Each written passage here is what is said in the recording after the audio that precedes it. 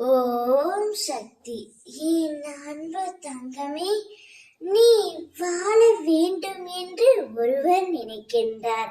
நீ வாழவே கூடாது என்று ஒருவர் நினைக்கின்றார். அது யார் என்று சொல்கின்றேன், இதை முழுமையாக கேள் தங்கமே.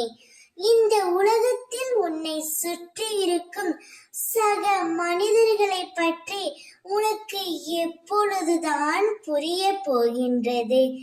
ஏன் எல்லோரிடத்திலும் பாசம் வைத்து உன்னை நீயே வெறுக்கும் அளவிற்கு போகின்றாய்?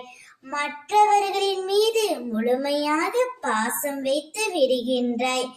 ஏதாவது பிரிவு ஏற்பட்டால் நான் தான் தவறு செய்து விட்டேன், எனக்கு மட்டும் ஏன் இப்படி நடக்கிறது என்று உன்னை நீயே வெறுத்துக் கொள்கின்றாய்.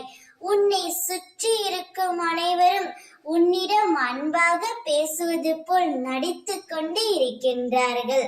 பின்பு அவர் உன்னிடம் குறை கண்டுவிட்டால் உன்னை பற்றி வேறு ஒருவரிடம் கூறி அதை நினைத்து சிரித்துக் கொண்டும் இருக்கிறார்கள். நீ வாழவே கூடாது என்று அவர்கள் நினைக்கிறார்கள் என் தங்கமே. நீ வாழ வேண்டும் என்று நினைப்பது உன்னுடைய பெற்றோரும் உன்னுடைய அம்மா நான் மட்டும்தான். நீ சீரும் சிறப்புமாக நன்றாக வாழ வேண்டும் என்று உன் அம்மா நான் மட்டும்தான் தங்கம் நினைக்கின்றேன். ஏன் அது உனக்கு புரியவில்லை? மனிதர்களிடத்தில் அன்பை எதிர்பார்க்காதே தங்கமே. அத்தனை அன்பையும் உனக்கு நானும் உன் பெற்றோரும் கொடுப்போம்.